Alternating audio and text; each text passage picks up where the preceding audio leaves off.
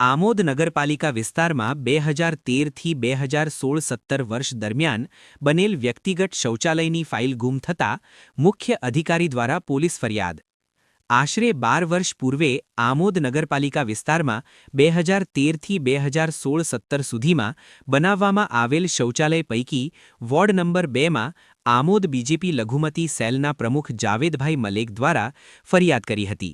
જી ફરિયાદ અનુસંધાને સરકારશ્રી તરફથી વિજિલન્સ તપાસ માટે જંબુસરના નાયબ કલેક્ટરશ્રી અને જંબુસરના નગરપાલિકાના મુખ્ય અધિકારીશ્રી અરજીના અનુસંધાને તપાસ કરેલ, જે તપાસ દરમિયાન તારીખ 8/8/2017ના રોજ ભરૂચ ચિટનીસ શાખાના કલેક્ટરશ્રીને તપાસનો રિપોર્ટ સોંપેલ હતો।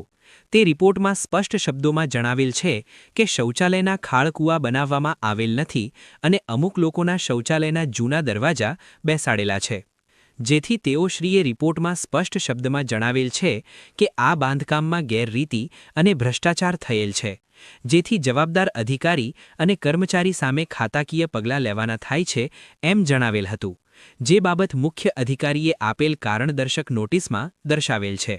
જ્યારે હાલના મુખ્ય અધિકારી ફાઇલ ગુમ થયાની પોલીસ ફરિયાદ કરેલ છે, તો શું અગત્યની ફાઇલ ઓફિસની શાખાઓની લોક એન્ડ કીમાં હોય છે અને ગુમ થઈ એ એક વિચારવા જેવી બાબત છે? જ્યારે 2017માં વિજિલન્સ તપાસ થઈ ત્યારે ફાઇલો નગરપાલિકામાં હતી, જ્યારે તપાસ થઈ નગરપાલિકામાં કુલ 1381 શૌચાલય બનાવ્યા હતા। આ બાબતની તપાસ કરતા અમુક ડોક્યુમેન્ટ ગુમ થયેલાનું માલુમ પડેલ છે, જે બાબતની અમોએ પોલીસ સ્ટેશનમાં અરજી આપી છે અને પોલીસ તપાસ ચાલુ છે। સાહેબ, ગુમ થયેલા ડોક્યુમેન્ટ્સ કયા રૂમમાંથી કઈ શાખામાંથી ગુમ થયા? એ અત્યારે તપાસનો વિષય છે।